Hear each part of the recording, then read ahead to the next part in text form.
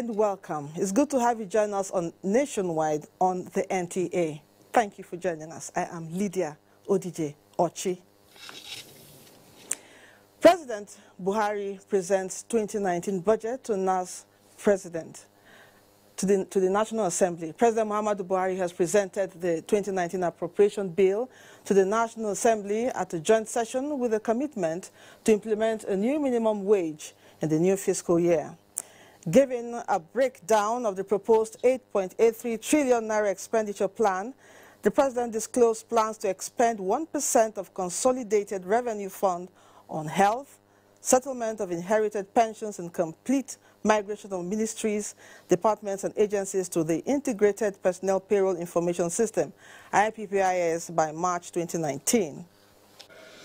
B. Debt service of 2.14 trillion naira, and C.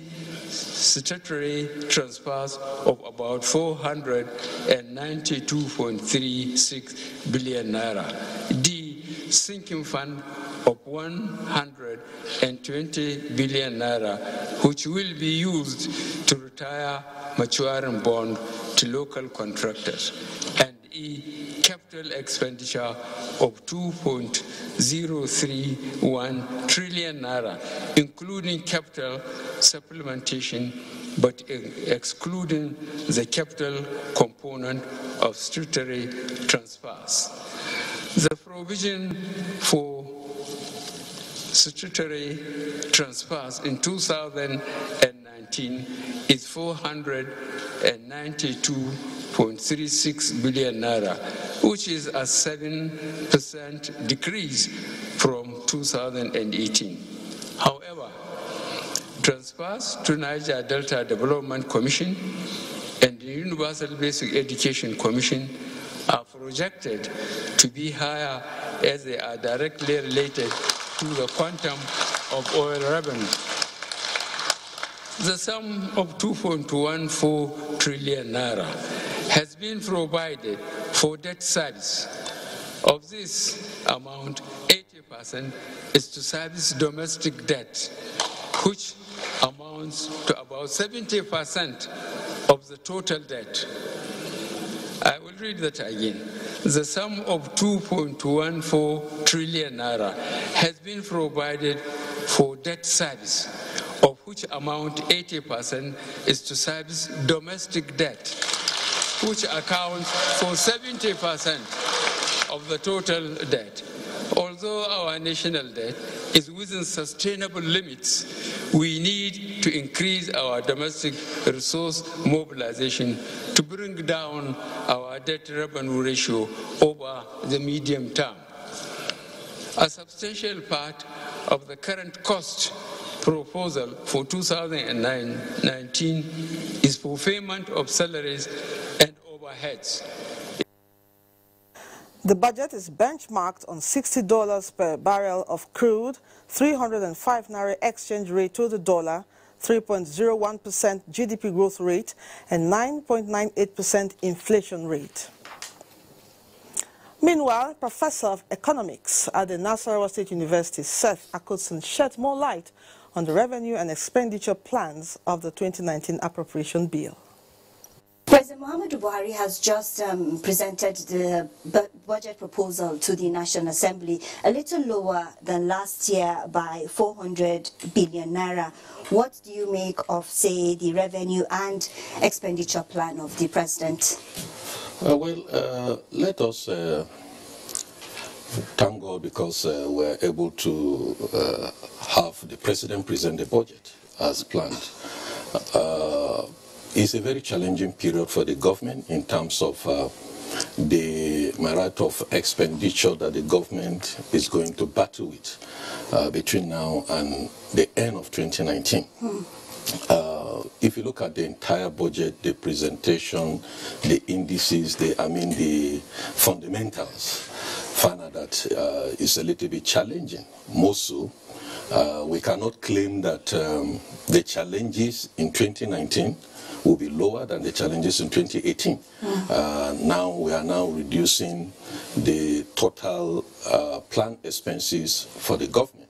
Sorry, but do you see the management of these challenges being addressed properly? Well, yes. Of course, we have the wherewithal. If the courage is there, if the goodwill is there, why not? We'll be able to manage it properly. And in fact, just like the Minister of Budget and Planning said, we want to have a leaner budget. Want to, begin to cut unnecessary expenses. We want to block loopholes and all that. If that is the case, why not? And I think they will make a good of it going forward. That was Professor of Economics, Nassau State University, Seth Akosun, shedding more light on the revenue and expedition plans of the appropriation bill. Moving on now, the federal government has cautioned establishments to ensure the implementation of the Freedom of Information Act to restore confidence of Nigerians in the government. Acting Director General, Bureau of Public Service Reforms, Dasuki Arabi, stated this in Abuja at the validation workshop of the report on the study of the administrative burden on the implementation of Freedom of Information Act in 4 federal government agencies. Garba Muhammad Natala reports. More than 7 years ago, Nigeria signed the Freedom of Information Act. However, the Bureau of Public Service Reforms observed that the right to access information by the public from some government establishments proved difficult. It is against this background that the Bureau paved the way for this initiative to ensure full implementation of the Act and create a platform to interface with other development partners. This has a lot to do with the aspirations of this government to open government to Nigerians, to give citizens the right to participate in governance, to give citizens the right to ask for information.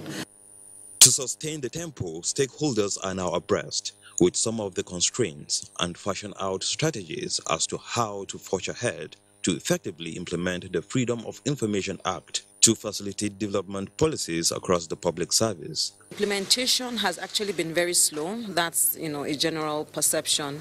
But then it is expected because we're coming out of more than 100 years of official secrecy. We have to disclose our actions, what we are doing, and we do it with humility. It contributes to sustainable development, which we've been yearning for.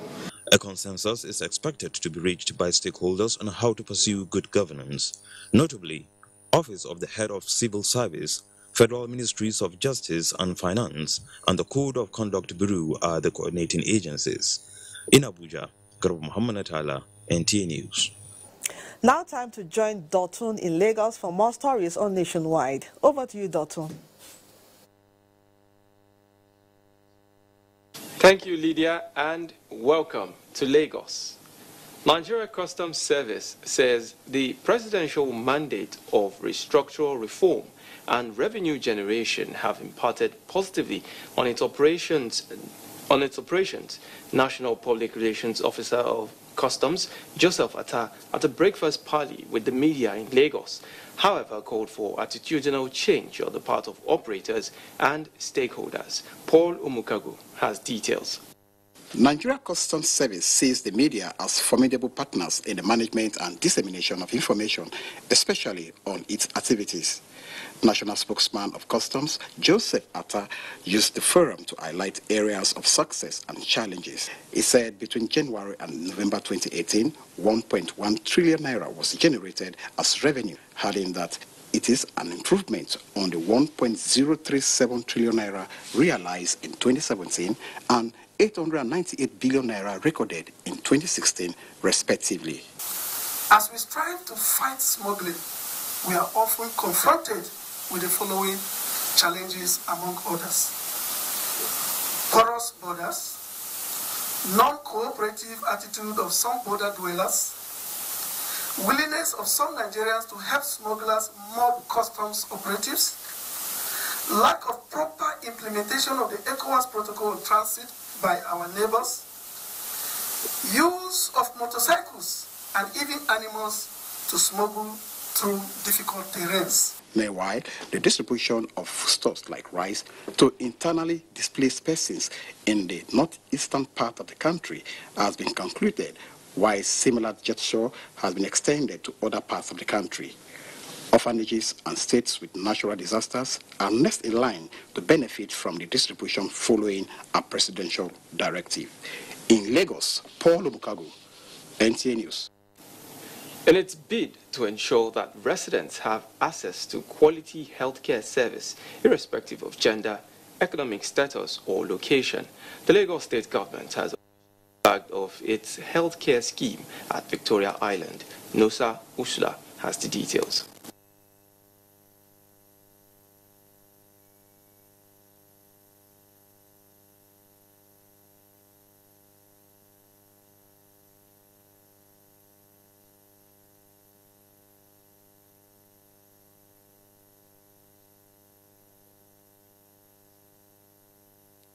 We apologize for the loss of audio in that. The Standardization of Nigeria, SON, has decried the level of adulterated and standard lubricants, particularly engine oil, in the market.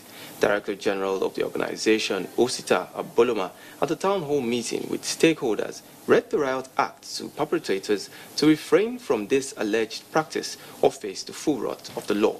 Abolade Salami completes the report. The meeting became necessary following reports of incessant breakdown of factory machines and malfunction of vehicles as a result of massive influx of substandard lubricants and cloning of some known brands. The Standards Organization of Nigeria, for the second time in 7 months, is meeting with stakeholders in the lubricants industry to discuss the economic implication and level of mechanical damage substandard lubricants causes. Director General of SON, Osita Aboloma, expressed dismay, adding that the organization will not spare anyone who produces or imports substandard lubricants. It's so unfair. It's a moral burden. Our actions in order to make quick money has a far-reaching effect on people's psyche, people's confidence in the economy, and safety of people. As we speak, we still consider lubricants as life-threatening because it's the life wire of our movement, of our industrialization, of our economy, even of our generators. Stakeholders at the meeting drew the attention of the organization to some individuals who engage in local blending of substandard lubricants. It's therefore expected that the meeting will result in an end in the sales of production of substandard lubricants in the country. In Lagos, Abolade Salami, NTA News. And those are contributions from Lagos. It's now back to Lydia in Abuja for the... Thank you, Dr. We now join our outside broadcast crew for a special broadcast on the Omoba Annual Festival in Omoba. Enjoy it.